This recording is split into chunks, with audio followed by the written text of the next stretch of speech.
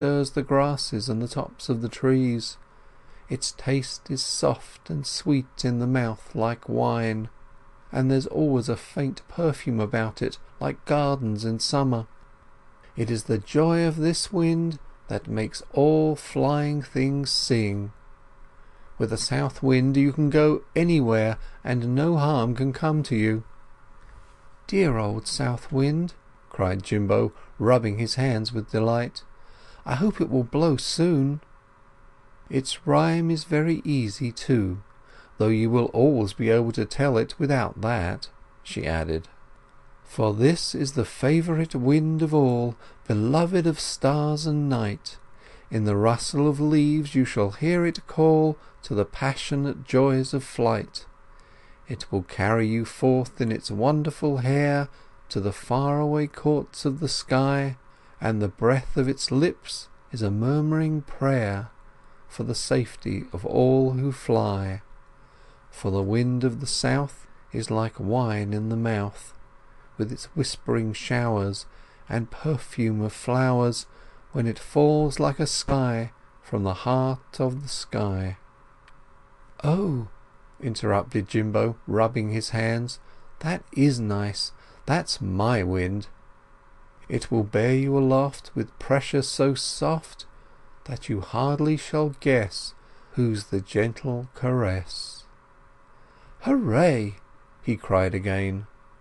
"It's the kindest of weathers for our red feathers, and blows open the way to the gardens of play.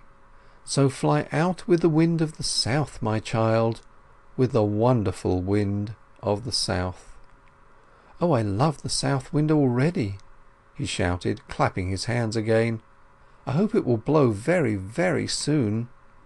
"It may be rising even now," answered the governess, leading him to the window. But as they gazed at the summer landscape lying in the dying light of the sunset, all was still and resting. The air was hushed, the leaves motionless. There was no call just then to flight from among the tree-tops, and he went back into the room disappointed.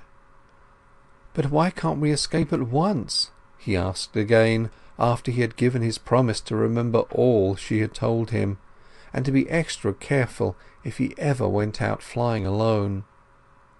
"Jimbo, dear, I've told you before, it's because your body isn't ready for you yet," she answered patiently. "There's hardly any circulation in it, and if you forced your way back now, the shock might stop your heart beating altogether. Then you'd be really dead, and escape would be impossible." The boy sat on the edge of the bed, staring intently at her while she spoke.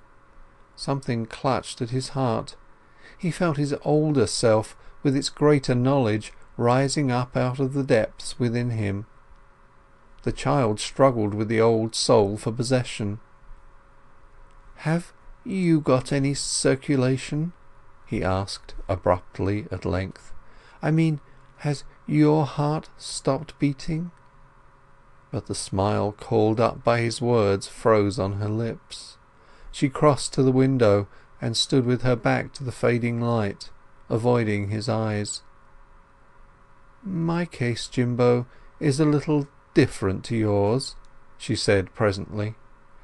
"The important thing is to make certain about your escape. Never mind about me." "But escape without you is nothing," he said, the older self now wholly in possession. "I simply wouldn't go. I'd rather stay here with you." The governess made no reply, but she turned her back to the room and leaned out of the window. Jimbo fancied he heard a sob. He felt a great big heart swelling up within his little body, and he crossed over beside her. For some minutes they stood there in silence, watching the stars that were already shining faintly in the sky. "Whatever happens," he said, nestling against her, "I shan't go from here without you. Remember that." He was going to say a lot more, but somehow or other, when she stooped over to kiss his head, he hardly came up to her shoulder. It all ran suddenly out of his mind, and the little child dropped back into possession again. The tide of his thoughts, that seemed about to rise, fast and furious, sunk away completely, leaving his mind a clean-washed slate without a single image, and presently, without any more words, the governess left him, and went through the trap-door into the silence and mystery of the house below. Several hours later, about the middle of the night, there came over him a most disagreeable sensation of nausea and dizziness. The ground rose and fell beneath his feet, the walls swam about sideways, and the ceiling slid off into the air. It only lasted a few minutes, however, and Jimbo knew from what she had told him that it was the flying sickness which always followed the first long flight. But about the same time another little body, lying in a night nursery bed, was being convulsed with a similar attack, and the sickness of the little prisoner in the empty house had its parallel, strangely enough, in the half-tenanted body miles away in a different world. End of chapter 12.